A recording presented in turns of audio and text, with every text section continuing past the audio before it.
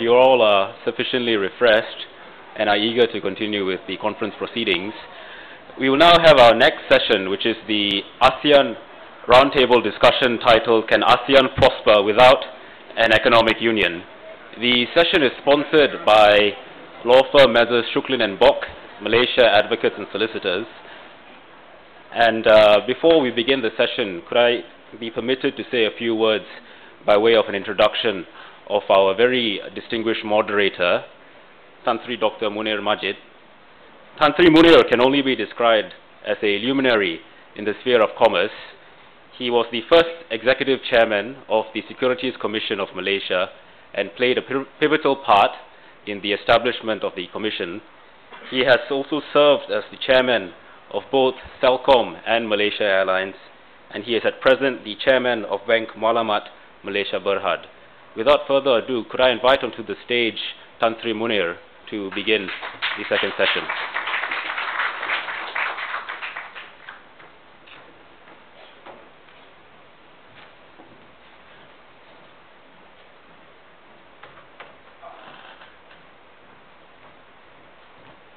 Well, thank you very much for the introduction. Good morning, ladies and gentlemen. For the next hour, we're going to be discussing the topic that came up just now. Can ASEAN prosper without an economic union? And to take us through that discussion, we have three panelists. I guess I'm here really as chairman of the ASEAN Business Advisory Council, so I'm quite involved in the ASEAN process, but so are the three panelists who are going to come up one by one. The first, if I may call him up, is Datuk Ravindran, who is from the Ministry of International Trade and Industry. Ravi. All roads in the public sector on the AEC end with Datuk Ravindran. He is actually the link man on the AEC insofar as the governmental sector is concerned. He is the man. So we are fortunate to have him to give us, if you like, a public sector perspective. And then the next panelist is Datuk Stephen Wong, who is from ISIS Malaysia. Nothing to do with what those guys are doing up in Saudi, you know. ISIS Malaysia is sort of a research international Institute for Strategic and International Studies, Malaysia, and he is the Deputy Chief Executive and Analyst. Please, Datuk Stephen Wong. And the third speaker, Manu Bhaskaran, is well-known analyst from Centennial. He is very private sector, and we're really fortunate to have him. Manu, come. Okay.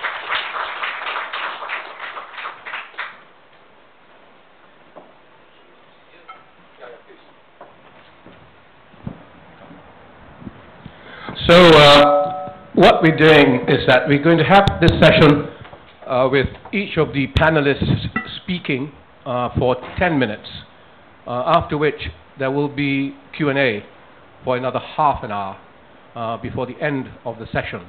So I'll call upon the panelists to speak in the order in which I had introduced them, and therefore let's start with Datuk Ravindran, who has quite a number of slides to go through.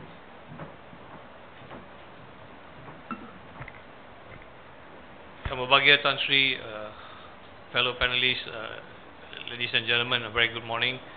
Thank you very much for the kind words of introduction, Tan Sri. Ladies and gentlemen, I have a couple of slides, and I'm told that I have only about 10 minutes, but I'll try and skip some of the slides. But I think in the next couple of minutes, I'd just like to highlight, first, before I even go into the slide, just to highlight two key points.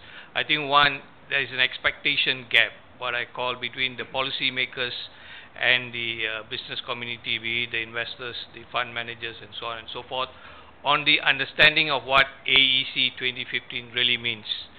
I think from the investors, the fund managers, the business community expect that end of this year or December 2015, that EU will be replicated in ASEAN, where there will be complete free flow of goods, services, investments, mobility of people, capital, and so on and so forth. But ladies and gentlemen, to me, as one of those who are involved in the negotiations, the AEC is actually a work in progress. It's going to take us probably another 2 decades to really call ourselves a truly economic community in the region. It's going to take something like 2 decades. Again, that depends very much. I think probably some of the other panelists will touch on, is there a political will in this region for us to actually form an economic community where you will see that as lawyers today, you will be able to move on to Thailand or move on to Singapore or move on to Indonesia and freely work there. I think that's not going to happen, at least under AEC 2015. It's going to take us some time. The second point that I would like to highlight before I go into the slides is that economic integration is vital for ASEAN. Collectively, we have to integrate. Without economic integration, the economic attractiveness of ASEAN will not be there. Individually, we are not attractive enough for foreign direct investments. So I would think that economic integration is very, very important. The only difference is that the path to economic integration, whether we want to adopt the EU model or any other regional economic integration model, I think that's something that's got to be debated. But for me, who is actually involved, I think it's not possible for ASEAN to adopt the EU model. But I think we can adopt some of the elements from the common market or from European Union or from other regional grouping, and then we'll try to adapt it within our own regional fora to see and then implement those. So ladies and gentlemen, let me move on to my slide. Again, a fortnight ago, the Prime Minister of Malaysia, when he chaired the 26th ASEAN Summit, he highlighted that ASEAN about $4 trillion in 2020, and ASEAN will play an increasingly significant role in the global economy, and that OECD predicts that ASEAN will have an average growth of over 5.65% in the next couple of years. Well, these are aspirations. This can only happen if ASEAN integrate, and therefore economic integration is very important. Now, again, if you talk to someone from Europe or elsewhere, they will say, how successful has ASEAN been since its establishment in 1967 to 2015? I think ASEAN has done well. I think we could do more, we could do better, but at least I would like to highlight that over the last 48 years, we have had peace, stability in the region. We had commendable rates of economic growth. I think the overall well-being of the people in the region have improved. And of course, we have been able as a group to strengthen our linkages with major trading partners through free trade agreements or economic partnership agreements. Now, ASEAN's strength, I don't need to spend too much time on this slide, but you can see that collectively ASEAN is at the moment the 7th largest economy, and in my earlier slide I said that we might be the 4th.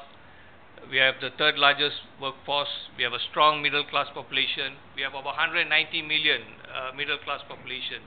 So that indicates that this is a big market for foreign investments, for foreign direct investments. Now, where are we in this journey on AEC?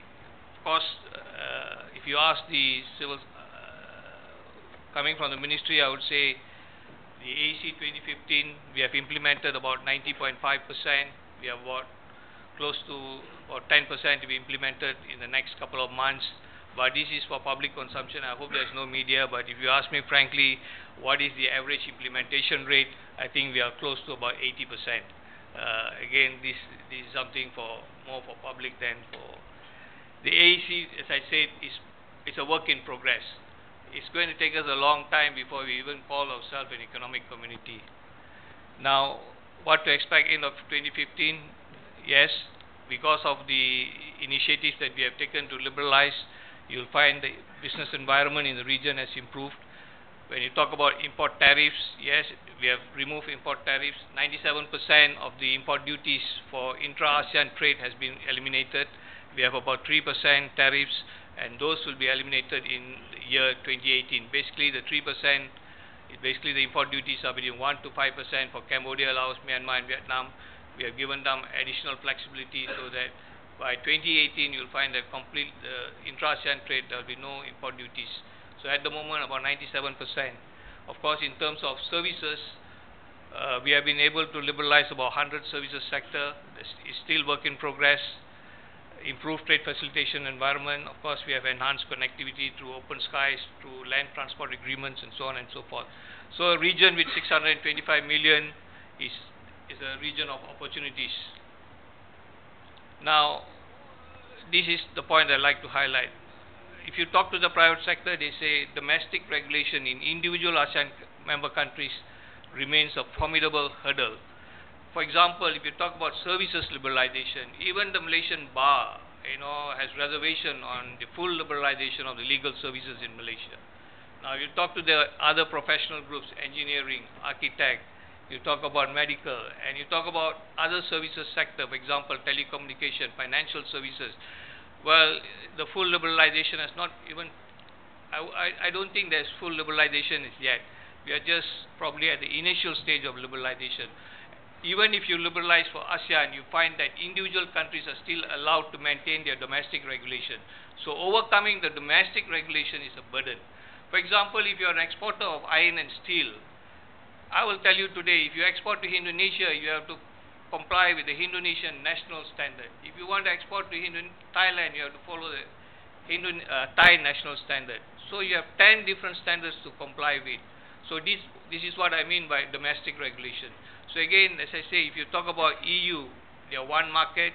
If you produce a product in, say, UK, you can export that freely, and you don't have, it's just one standard. You're producing a product just with one standard. But in ASEAN, we are still far from that. We are still integrating, as I say, it's a process.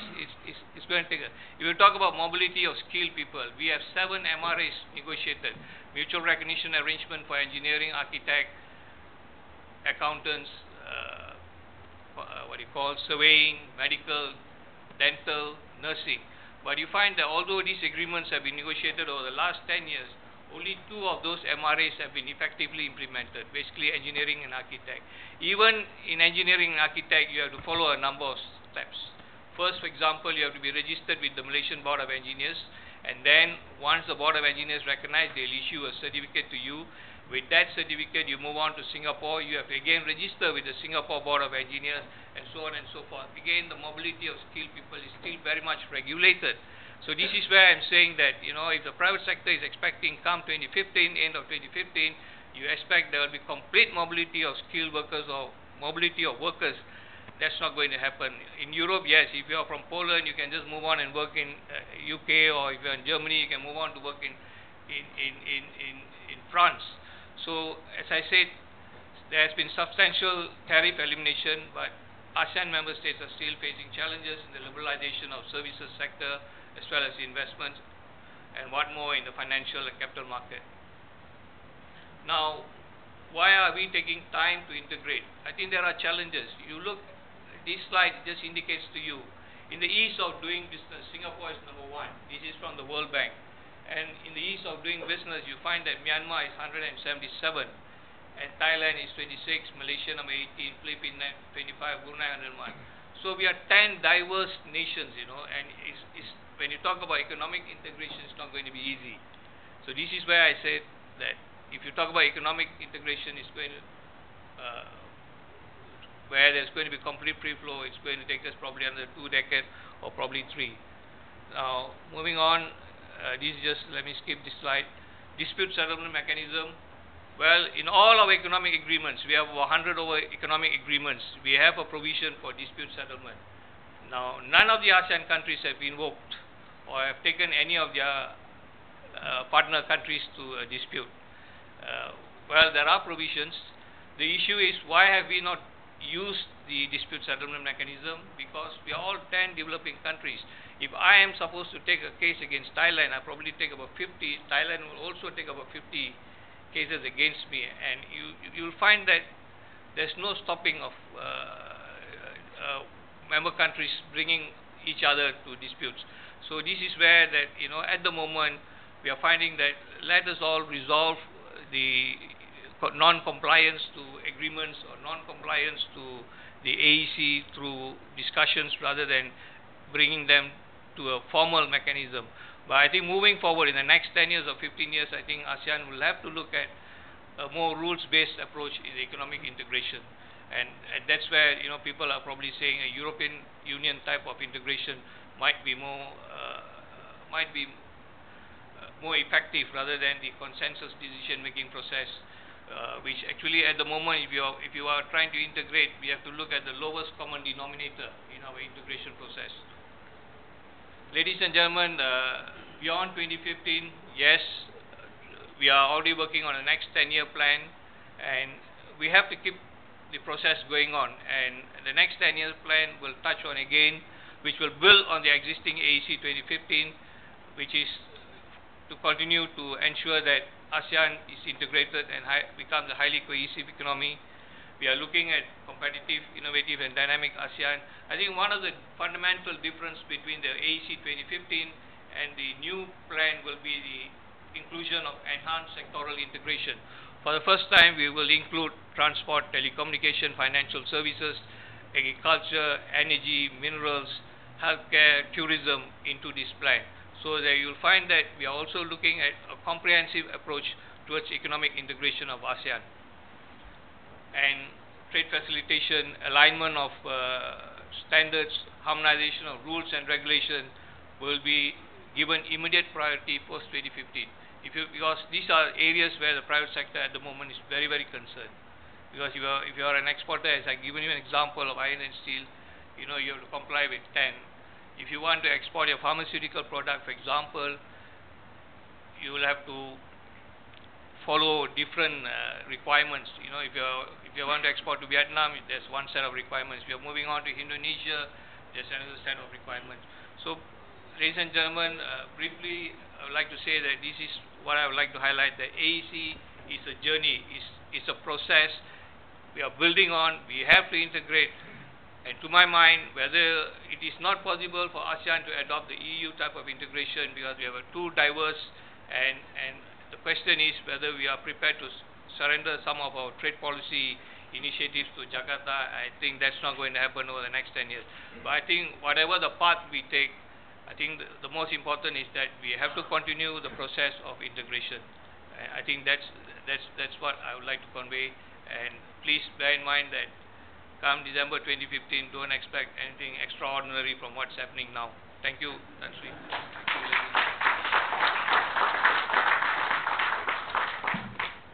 Thank you very much, Datuk Ravi. I shan't try to summarize what he has said. I'll do the summarization after all three speakers had spoken. But just to make one comment, you notice in his comment about migration of skilled labor and the MRAs, the mutual recognition agreement, he did not mention the legal profession because you guys are one of the most resistant to such movements, you know. Okay, then let me now call upon Datuk Stephen Wong to take us through the subject. Stephen.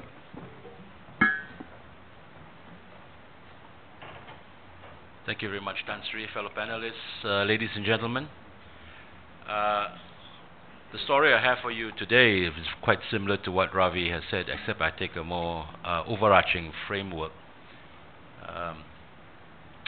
When we talk about economic integration of any kind, we always hope and we think that economic integration leads to a more peaceful, a more secure environment.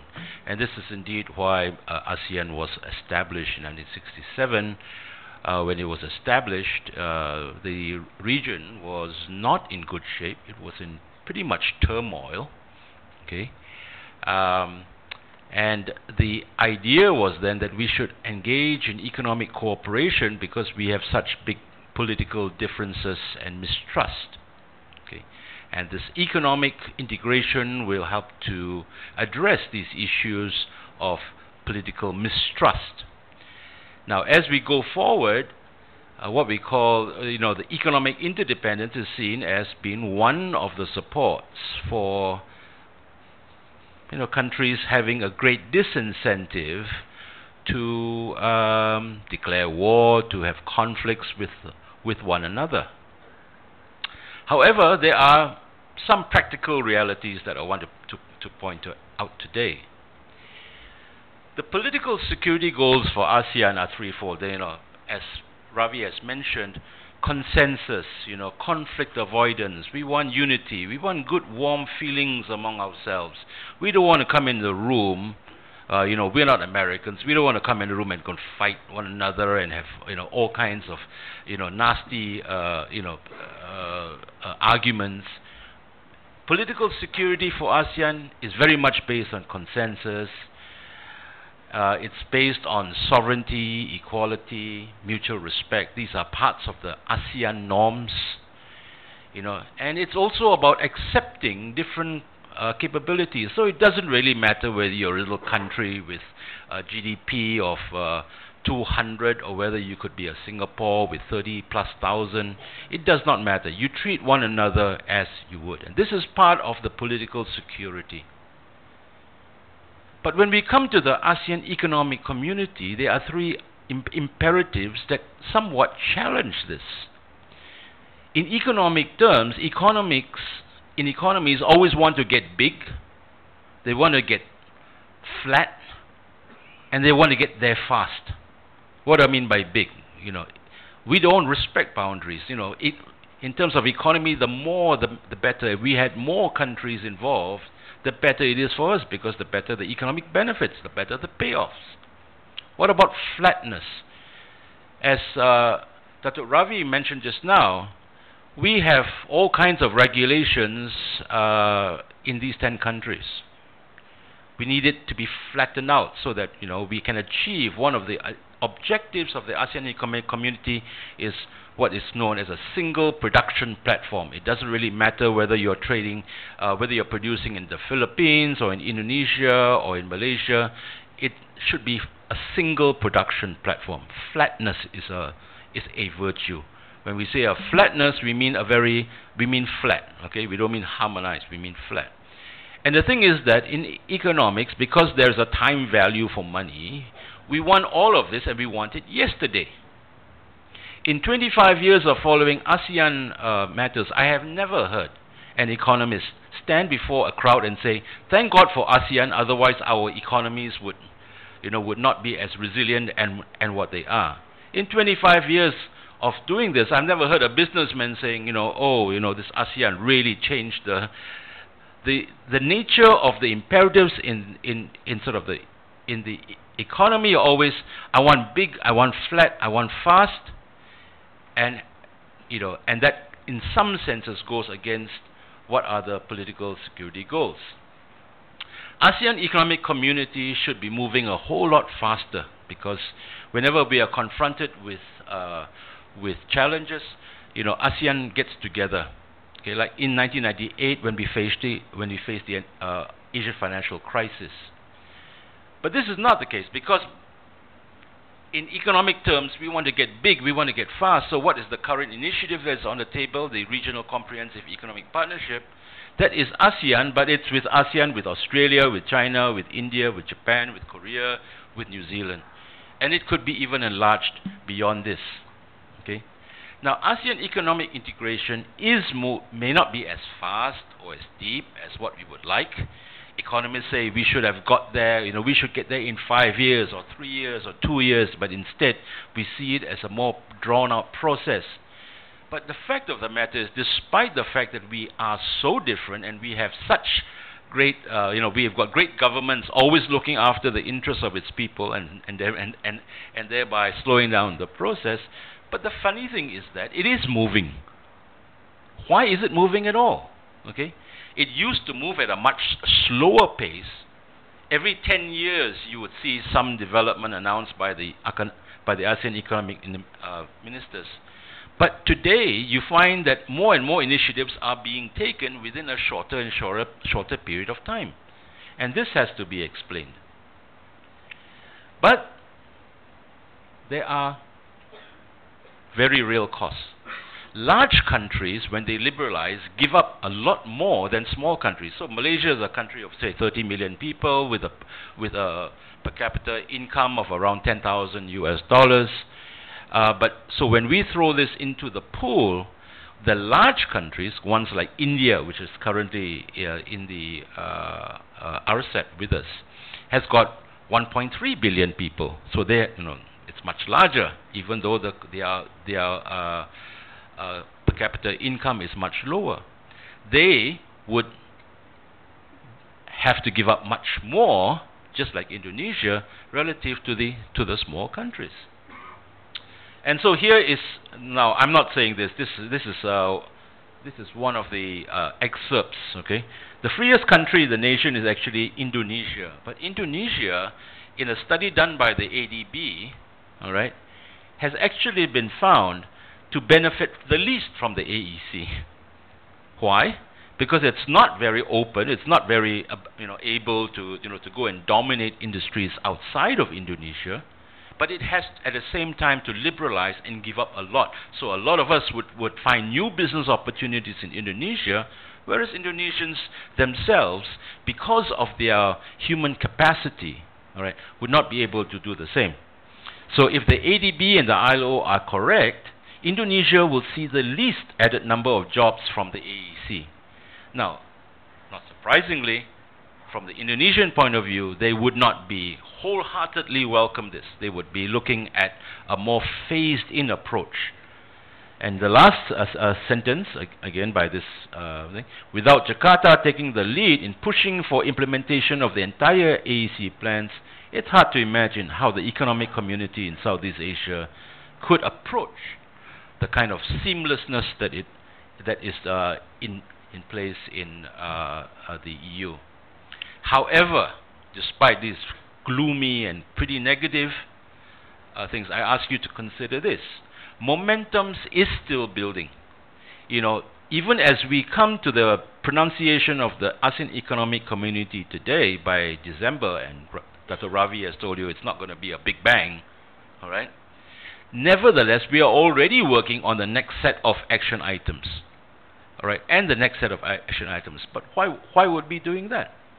Because of one economic law, and that law is that the political costs of liberalization, in other words, President Jokowi may be trying to ensure that there is not a great adjustment or transition cost to the people of Indonesia, but this political cost has got continually to be balanced against what would happen to your country if you did not liberalize, because there are also costs involved. You get left behind, jobs tend to tail off, etc. Now, ASEAN countries can be incentivized to move faster, to go bigger, and to go flatter, all right, through investment, through showing politicians and policymakers, if you did not, all right, the costs of liberalization are building against you, especially since there is innovation. Yesterday evening we were given, a speech that said, the world is changing. It's moving to the internet. Things are getting more connected, etc., etc. Well, the cost of being left out of that connected economy is going to grow. Okay. But we also have to be a little bit more tempered, a bit more understanding. I think as arbitrators, you understand, it's a little bit of a compromise here and there. So we do also have to accept that the bigger states carry a bigger burden, and we have to understand that. And also, one of the things that never fails to get ASEAN to move faster and get bigger and do more is always a good financial crisis. Okay. Every time we have a good financial crisis, man, you can see the ASEAN ministers meeting on every other week. Okay, so that's always a good incentive. So to underscore what Dr. Ravi has said, there's no big bang, but that's on the cards. But the indications are that there will be progress. The external forces acting on ASEAN, I think, cannot but increase. I don't think they can decrease. And with this, with these pressures, it's not so much the coalition of the willing, but the unwilling. So, I have to go. I have to do this. I have to be pushed, because if I do not, all right, the consequences will be the greater for me. So, to answer the question, ASEAN is likely to hit the wall at some stage. The European Union seems to have hit this wall, even though they've gone for, although they are trying to patch this back. The Maastricht Treaty did not end up to be end all and be all. Okay, so they have now to the fiscal union, and they have to go to banking union and whatever union. So they themselves have hit the wall, and probably some stage down the road, it's not near, further down the road, this enterprise between community, what we don't call it union, we call it economic community, will also founder, and then we will have reached a crossroads where we have to make new. There will have to be a new thinking. Thank you very much. Thank you very much, Datuk Stephen Wong. I think along the same vein as Ravi in many cases. But now we have Manu Bhaskaran to take us through the subject, and he's going to talk off the cuff or without slides, so they will take us nicely into Q&A. Thank you. Thank you, Tan Sri, and I'd first like to start by thanking the organizers for inviting me to speak. I'm just going to make a few short 5 points, and the first is I agree that on the 31st of December this year we are not going to miraculously get a full economic union, but the question is whether the glass is half full or half empty, and I would argue that it is half full. And to me, the question is, has the integration process persuaded companies to change their strategy, their modes of operation? And I would argue that that is beginning to happen. Companies are beginning to adopt an ASEAN-wide brand, an ASEAN-wide strategy, whether it's CIMB Bank Malaysia, DBS Bank Singapore, or whatever. Consumer goods companies are beginning to consolidate production in 1 or 2 locations and export across borders. We are seeing more mergers and acquisitions across the region, Filipino companies coming to Malaysia, Thai companies acquiring iconic names in Singapore. These things did not happen before. So I would say the glass is half full.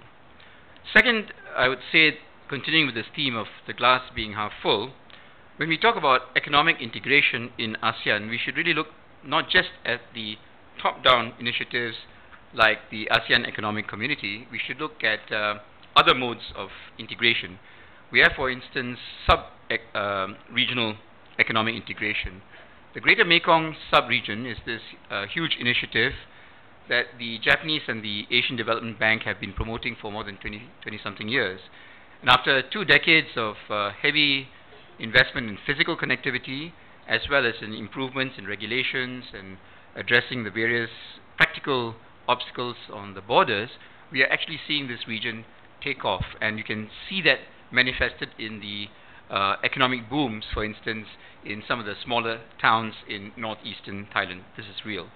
So sub-regional integration is real, it is taking off, and I suspect the success of the Mekong region is now persuading, for instance, Indonesia, Malaysia, and Thailand to revisit the IMT growth triangle that was mooted some time ago. We also have cross-border integration, and the best example is really between Singapore and Malaysia, in the form of Iskandar region in the southern part of Johor. And there's a bit of a real estate bubble that's distracting attention from Iskandar right now, but the economic rationale for Iskandar is very real and a positive sum game for both countries. Singapore cannot achieve its ambitions to be a global city without Iskandar, without the hinterland that Iskandar offers, and Iskandar can gain a huge amount of relocation of activity, not just low-end activity, but mid to high-end activity from Singapore, because Singapore, like all global cities, is becoming just too expensive. So you have cross-border integration, and another example of that is cross-border trade between Thailand and Laos, which is booming, and increasingly between Thailand and Myanmar as well, and I see more of that happening. Third point I want to make is, what does it mean for companies that are operating in ASEAN? And here the story is not as positive. The practical obstacles for companies trying to do things across borders, whether it is to move goods, export services, move people, the obstacles remain quite real. And the key thing for a company is really, does integration give scale economies? If you are an entrepreneur with a brilliant idea in China or in India, you can go from 0 outlets to a few thousand within a few years, Because of that scale, your unit costs come down, you become competitive, and then you go out to the world and you conquer the world. And you're seeing this happen with Alibaba, with some of the Indian manufacturing companies. If you are a similar company in ASEAN, you do not have a chance because you do not get that kind of scale economies. And it doesn't look like the way the AEC is heading, in practical terms, it does not look like companies will be given the ability to achieve those scale economies. I mean, for instance, you have Indonesian policy makers. I didn't come here to beat up on Indonesia, but it's a fact. It's in public domain. Senior Indonesian policymakers have said openly that they will use standards and other regulations to impede competition from the rest of ASEAN once the AEC starts. And if you talk to businessmen, I'm involved with a company. We build huge cranes. We built one in Malaysia. We tried to get it to Cambodia. We couldn't export it directly to Cambodia because Cambodia didn't have the wharves to do it. It had to go through Vietnam. What a nightmare, going through 3 countries. We needed multiple insurance policies, multiple trucks, because each country had different standards for the axle width and so on. The practical obstacles are very, very real. So, on to the 4th point, and I would like to strike a cautionary note. While ASEAN is trying very hard to integrate from the top down with lots of good intentions, the hard realities on the ground are somewhat different. There are, I think, forces that are causing a drift of mainland ASEAN, Thailand and the Mekong region, from archipelagic ASEAN, Indonesia, Singapore, Malaysia and the Philippines. Mainland ASEAN is feeling the huge gravitational pull of China. And that means that their interests are increasingly divergent from the interests of the rest of us. And you can see that when the Thais speak of AEC, when you drill down, they are actually talking about the Mekong region. When you talk to a Thai policymaker, he's very excited about the physical connectivity from Kunming, high-speed train link through Chiang Mai or through Laos to Bangkok. When you ask him, what about Bangkok to KL, you get a blank stare. They're not interested. If you look at Indonesia, increasingly Indonesia is moving away. Some of the advisors to President Joko Widodo are arguing that while ASEAN was the cornerstone of Indonesia's foreign policy in the past, today it is just a cornerstone. And I think we will just have to deal with that. So, the 5th point, the answer to the question, can ASEAN prosper without an economic community? I think ASEAN will prosper, but I think the opportunities will be mediocre compared to what could have been achieved if there had been a greater push for wider and more meaningful integration at the ground level for companies. And where does that leave countries like Singapore and Malaysia, which are much more open, more developed than the rest of our ASEAN partners? It means that we have to strike out on our own, because we cannot depend on the AEC alone to gain the scale economies to allow us to compete with the giants from China and India. And that means, it could mean Trans-Pacific Partnership, because that gives us access to a market of 800 million people and $24 trillion of GDP, 10 times that of ASEAN. Or it could mean, if politics permits, and since there's very little politics in Singapore, I mean politics in Malaysia, if politics permits, it means maybe doing a lot more in terms of Singapore-Malaysia economic integration. So let me stop on that note, and thank you very much. Well, thank you, Manu. I mean, well, ladies and gentlemen, we come to Q&A, and can I sort of encourage you by saying, essentially, what's being said, it's ASEAN economic community or integration is slow and steady, but now making faster progress than before, okay? And that the future is already being planned. The second main point is that for companies in this slow and steady movement, there are still problems about taking advantage of the economies of scale. So the question mark is this single market and production base real? Second question mark is, are there too many obstacles, non-trade obstacles that exist that undermines, you know, this big market promise? that was depicted by Datuk Ravi. So it's like a kind of a stop-go feelings about the ASEAN economic community. My own feeling is it's important. The use of words is quite important. I think when we start to call something community, there are expectations that arise from the term community. There is an assumed closeness, assumed existence of laws governing most of the activities in that community. And of course, the community is always a work in progress. Even our community in Malaysia, this nation state, which we're talking about building, is still a work in progress.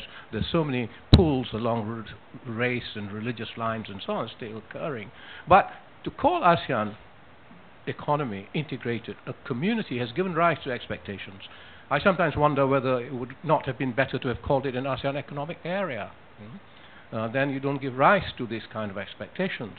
But here we are, sort of coming to the cusp of this announcement at the end of this year about there being a community, and the definition is now being changed to say, oh, it's a work in progress, there will be lots of things that would not have happened, and many things actually really have not happened, and we just have to carry on with the new plan, the post-2015 AEC. So generally it's a situation of a mixed situation. And what do you guys feel? I mean, you feel elated or encouraged by this new situation? Do you feel disappointed or discouraged by it? Do you want a union? Maybe let's have some questions from the floor, please.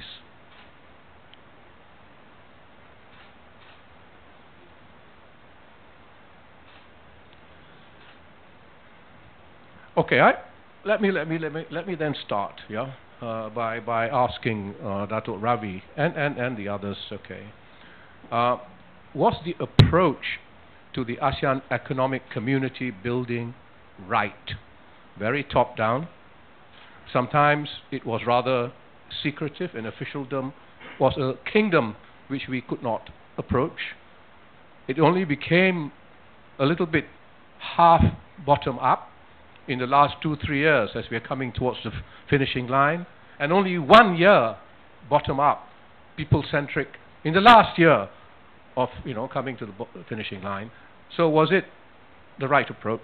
All right, and would this approach change when you talk about post-2015? Ravi.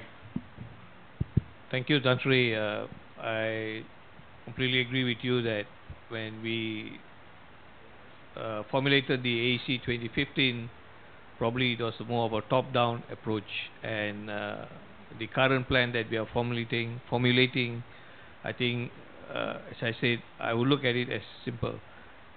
The process of integration has to continue, as what Mr. Manu has mentioned, for ASEAN's own economic survival. 2, I think the approach that we need to take is to be more inclusive. That is, for governments to consult the various stakeholders. But in Malaysia, I may be able to consult the various stakeholders, which we are doing at the moment. I can consult the private sector, the academia, the NGOs, and other sections of the Malaysian population. But as a group, I think we are not able to undertake this inclusive approach, simply because if I ask my colleague in Cambodia, and he will say, no, we are not consulting our civil societies or our non-governmental organizations. It's difficult for me to consult. So maybe individually, I think countries are at the moment trying to engage their population to devise the next 10-year plan. But I think what is lacking to me is, I think we need to go out as a 10 country, as a group, and approach various stakeholders in the region, and then you'll have a better buy-in on the whole integration process. I'll ask you one more question before I come to working on a post-2015 private sector vision. Okay, would the official sector welcome an alternative document on post-2015? Well, the officials will welcome inputs from the various whether it's the private sector or whether it's civil society organizations, I think you are free to submit the inputs.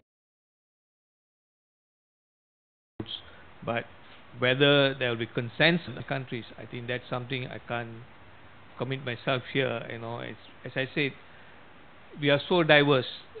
You could see the slide that I showed you on the some of the challenges that we face, and it's not going to be easy because some countries within ASEAN, we have very high ambition to liberalize the services sector, for example, the banking, the telecommunication, the healthcare, education, but I might not be able to get the buy-in from some of the other member states. Thank you, Ravi. I think whatever it is, I think we will come up with our alternatives, whether it's taken as an input or as a different thing. We'll push it through, through normal channels as well as public sector, the public, the public space. I believe there is a question coming. Yes, come. Can you?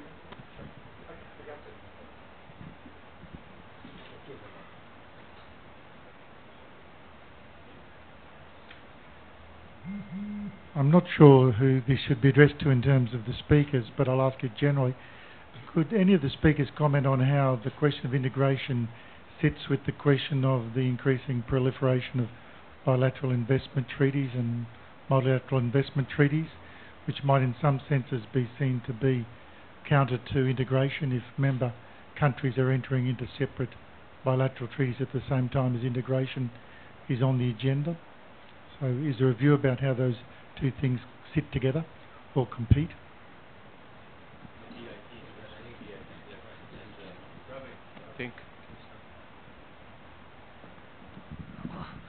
I think for within ASEAN we have the ASEAN Comprehensive Investment Agreement, and prior to the ASEAN Comprehensive we signed the ASEAN Investment Area Agreement, and some of us have, as you rightly pointed out, we have bilateral investment treaty. We have to see individual member states whether upon the entry into force of the ACIA, which is the ASEAN Comprehensive Investment Agreement, whether they have made reservation to say that the BIT will continue. So if the BIT has not been superseded, then the BIT will exist together, coexist with the ACIA. So I think we'll have to look at the individual member countries' reservation list in the ACIA. I think the sort of issue that it opens for us, yes, we are signing BITs outside of ASEAN, like within, for example, with the other countries that we want to do FTAs with. So this has now become a part of our course. One of the things that it has opened up in terms of criticism by various groups of the government is that this multiplication of BITs actually allows private investors now to do this treaty shopping, where they can go and look at the various things that have been signed, and they will choose the one that best benefits them, even if you have. I think the idea is that, for example, within the Trans-Pacific Partnership, the things that are attached to, there are two things. One is, as a part of the investment chapter, there is this thing called the Investor-State Dispute Settlement, which I think most of you are familiar with. And then you have the general, provisions under dispute settlement, okay, which they can. So it's actually for them to be able to choose two routes. And in this case, I think if you are a private investor, in 99% of the cases, you would choose the ISDS route as opposed to the the treaty route. Okay, but you are able to do this, and at the same time, you may also be able to access other sort of avenues through BITs that have been signed elsewhere. So at some stage, I think preferably when you sign this, you would revoke the sort of BITs. But this is a concern, and it's one that has been mentioned on a number of times, especially by NGOs, etc., that this would heavily favor private investors. Country, just to add on, sorry, I think while you have to look at the scope of the definition of investor, ACIA might not be very comprehensive. In the bilateral investment treaty, a particular jurisdiction might have defined investment or investor in a more comprehensive manner. Again, the option is for you to choose which is favorable to the company. So agree? I think there was someone else. Yes, please.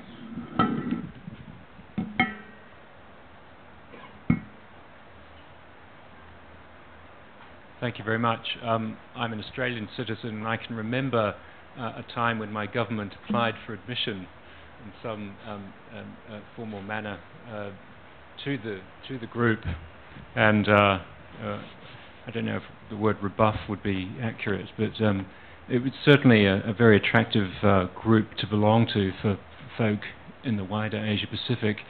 To my question, though, speaking of this top-down planning, I have so much to learn about ASEAN, and I'm wondering whether, looking at how the hearts and minds of Europeans, given their awful experience in the mid-20th century, had influenced younger Europeans, post-Second World War Europeans, whether the identity and the spirit of being a European is something that the founding fathers of ASEAN have considered, and whether through national education systems there are measures taken to encourage a pan-ASEAN identity among the future generations. If I may, just when ASEAN was formed in 1967, August 8th, it was primarily because of political security problems, regional, Vietnam War and what have you, and also sort of bilateral, Malaysia, Indonesia particularly, confrontation had just passed.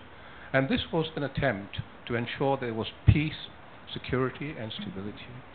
That was the prime driver of ASEAN, not the EU, the EEC then, European Economic Community. Of course, subsequently it has started building up from that base of peace into the economic community idea. Obviously, they would have referred to and looked at not just the rules, but also the history of the European Union, which, is mixed as well. And then, of course, they most of all took into account their diversity.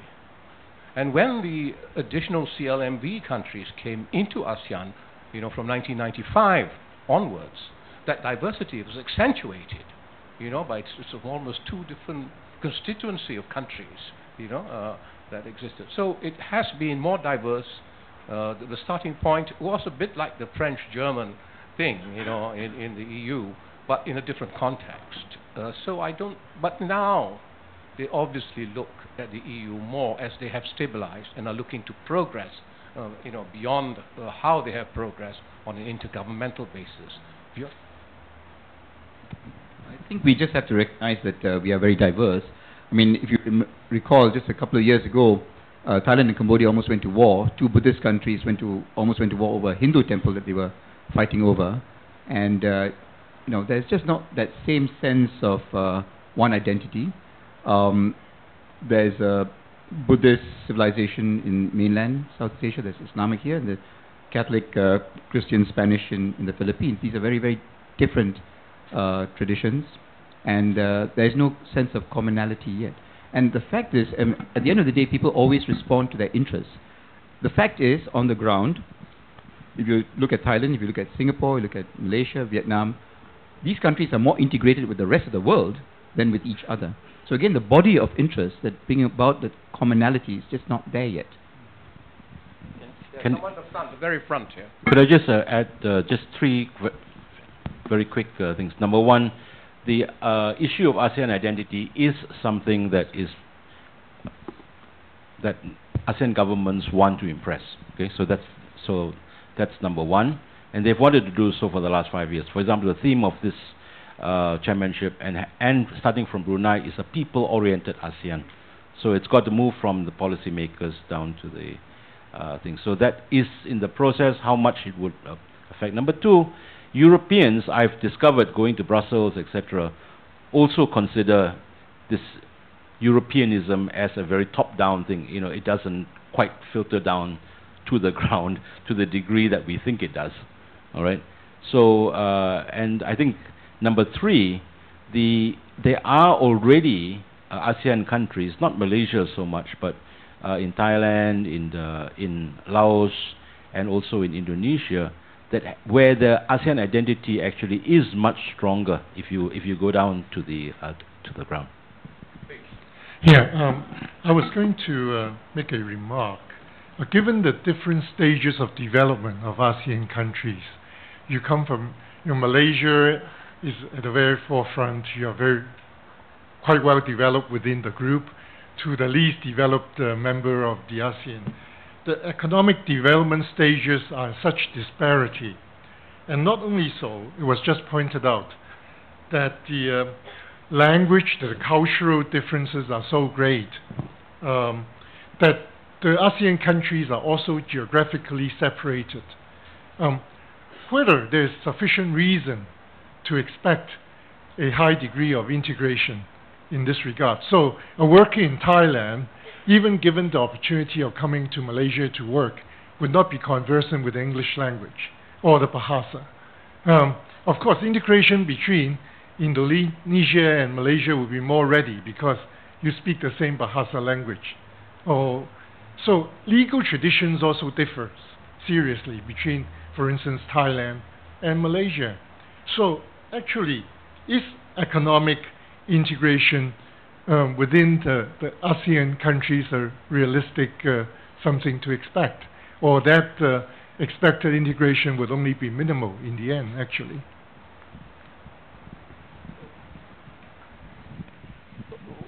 Well, I've earlier pointed out that we are very diverse. We recognize our diversity, but at the same time, just because of our diversity, we can't remain static. We can't remain still. We have to integrate.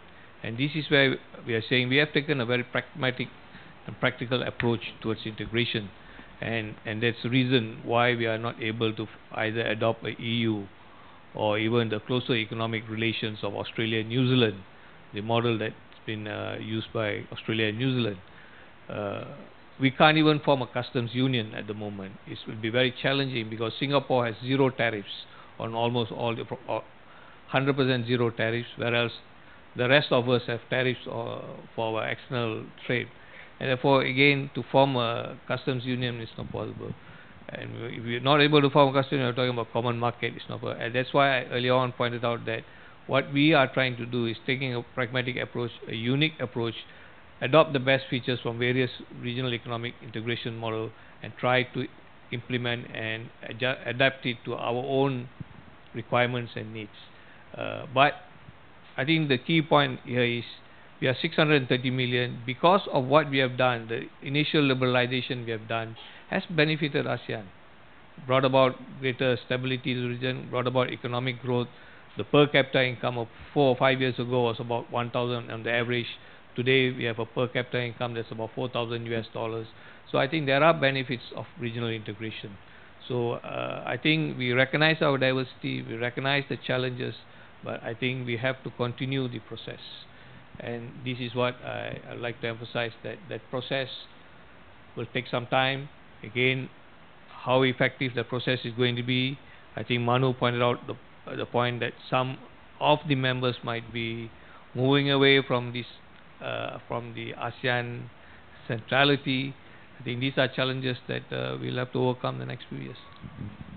Can I just quickly add a couple of points? I mean, everything you say is absolutely correct. The diversity means huge challenges to integration. But diversity doesn't mean that there will not be integration. I mean, when the 13 colonies of the United States came together, 200-something years ago, they were very diverse. The southern plantation-based economy was the northeastern U.S., and it took a civil war before they came together, right? So diversity itself doesn't mean that there will not be integration. It just means that the parts to that integration have to be carefully managed. And you may have to do it with some countries will move at different speeds, and that's what the ASEAN Free Trade Agreement is all about. The first six members moved at one speed, and the CLMV countries moved at a different speed. So we will find ways around this. But there is, despite the divergence of interest, at the end of the day, politically, there's a huge challenge coming from China. which means that ASEAN has to be much more united. Economically, the challenge from Chinese and Indian companies will only grow significantly. And increasingly, ASEAN companies will find it, from the bottom up, more and more convenient to do things on an ASEAN-wide basis. So, as I said, to gain the scale, which will then make them competitive. So the interests will eventually converge. Thank you very much. I think I only have time for one final question before... Yes, please. My name is Jerry. Datuk Ravi has just answered about custom union. And just one more question for him. When can we achieve custom union? Because integration of free flows of goods and services could help integration. And one for Datuk Stephen is that he said ASEAN is likely to hit the wall due to incomplete integration. And then same question for Manu. From his presentation, I take it that ASEAN has higher diversion effect than trade creation effect. So he said we need top-down push. So my conclusion from this is, are we giving this transformation integration too much to market-driven forces, or is the government not taking enough measures, or do we have enough the political will, like when we deal with ASEAN countries? For instance, like China is a powerful country, so how do we deal with all these issues? So I felt that probably now we just giving it to the market forces to drive us on integration. If the government, so to say, of the day, help the people, like the companies, this is what you do, and execute it. And okay, thank you very much. Yeah. We take it as they spoke and the questions were asked. Ravi, Steve, and Manu, 1 minute each. Well, to me, you have to look at the externalities. I think that's a very important point. We have China, we have India, and if ASEAN countries do not integrate, where will we be? I think that's the key factor. And ASEAN, I must say that while it's top-down, whatever approach, while we're integrating, we are also engaging our major trading partners. In 2 years from now, we will have the Regional Comprehensive Economic Partnership Agreement in place, which is 16 countries, the ASEAN, China, Japan, Korea, Australia, New Zealand, which accounts for 40% of the world trade, which has got 3.4 billion people in it. And therefore you find that, while the point here is that ASEAN, because of its diversity, because of its inability to form a customs union or a common market or a EU type of integration, doesn't mean that we should remain static. And thank you very much. Steve. The most complete economic union that exists in the world today, I think, is the European Union. Even in the US, which is also a part of a union, right? Back in the 1860s when they launched the Civil War, also has got its sort of variations between states and between territories. So perhaps, if we consider ourselves union to, the ASEAN Economic Community to the union, we will always fall short. But even the European Union itself, as I said just now, is not a complete union. Even with the European Parliament, with the European Commission, with laws that apply to all the 27 countries, it's still not complete. So I think that is just the fact of life that we have to, to sort of accept, and that within this thing. Within ASEAN, the most integrated, not all of the ASEAN countries are integrated. I think the highest degree of integration is between Malaysia and Singapore, all right, followed by Malaysia and Thailand, and Indonesia and Thailand, and Indonesia, Malaysia. The other countries outside of these are actually integrated to their neighboring countries and to China. But if we were to take this out of it, for example, the Malaysia-Singapore equation out of it, you would find that the degree of integration in ASEAN actually falls by a very, very significant amount. Just to address the question of trade creation versus trade diversion, I think there's no doubt in my mind that wherever proper integration has been allowed, there's been incredible amount of trade creation. So if you look at what's going on with Singapore and Hong, or in the previous years of integration with the Liao Islands. At one stage, I think 1/3 of Singapore manufacturing output was transferred from Singapore to Batam within a space of 2 years. It was incredible, and both countries expanded their economies rapidly as a result. You look at northeastern Thailand, how the small towns are being completely revolutionized by cross-border trade. I went to Nong Khai 30 years ago. It was a sleepy village town. Today it's a booming commercial center because of integration. So there's no doubt in my mind, more trade creation than diversion. Okay, thank you very much, members of the panel, and also members of the audience. I mean, I think the summation is, at the end of 2015, something will be pronounced. It will not be up to expectations. However, it will give rise to further expectations, which will then drive the process faster, perhaps, and further. But something is happening. And you can see from the evidence of companies' actions, like Toyota having a single production base, in Thailand, but having parts coming from Malaysia, coming from Portugal, from Philippines. So there is this free movement of parts. Then they sell in the whole region. So there is integration. And you can see a Malaysian creation, My Taxi, where, technology has enabled integration. It's called Grab Taxi in Singapore. It's called Grab Taxi in the Philippines and in Thailand. There's one company that has actually integrated a service supply. So it is happening for real. Whether it becomes a form of economic determinism, people get closer because of the economic drive, we'll see. But there also have to be people-addressed issues, I think, in the next phase that will help this top-down approach. So I think we have had a lot of food for thought on the issue, and I'd like you to join me in thanking the distinguished panelists. Thank you very much.